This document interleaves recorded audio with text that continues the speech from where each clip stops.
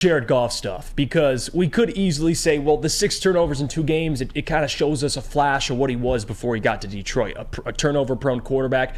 Actually, his last year in L.A., he had the most turnovers among all quarterbacks, at least during his career. He's changed that narrative now. Josh Allen's kind of taken the crown.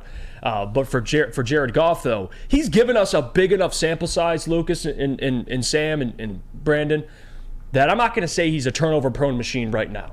There's 6 games left. He has an opportunity to kind of go out there and show that he is still the quarterback he is in Detroit. He's grown.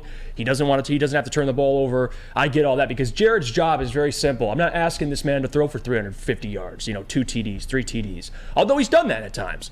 All that he needs to do with this offensive line and this run game this week, take care of the football. Do not give this inept, at times, Saints offense a short field. It can't happen. And that's not just Jared. That's other players on this offense as well, turning the ball over. But for Jared, I have confidence he'll play a clean game this week. I do. And I'm going to say that because I do believe it. I think Jared has shown that when he does, and he had this thing going on at the beginning of the season where when he throws a pick, he would respond with a touchdown. I think we're witnessing a much more mature version of Jared Goff. So I'm going to lean on the side of I'm confident he'll kind of get these turnovers out of his system and continue to play well the rest of the season. Now, we'll see how that plays. You got a defense this week, like I said, that turns the ball over at a high rate. They're 4th in the league in takeaways.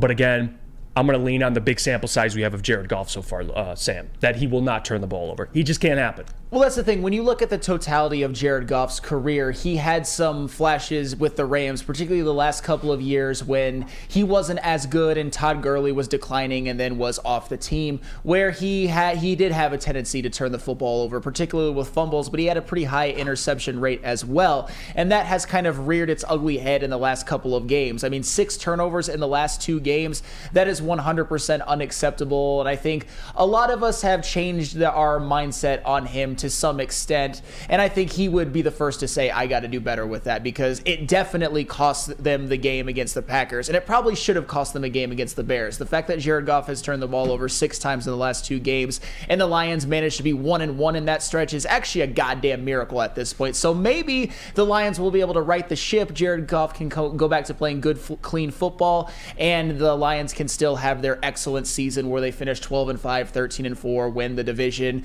hopefully can compete for the 2 seed, but I'd say more realistically the 3. And Jared Goff, as we all know, at the end of last year and going into this year, what did Jared Goff have? About over 400 passing attempts without an interception, and that is a big sample size. So Jared Goff has showed a lot that he has a lot of the tendencies he had to turn the football over early on in his career. He's cleaned that up and he's played cleaner football. He certainly has played cleaner football during his time with the Lions than he did during his time with the Rams, even when the Rams were really good in 2017 and 2018.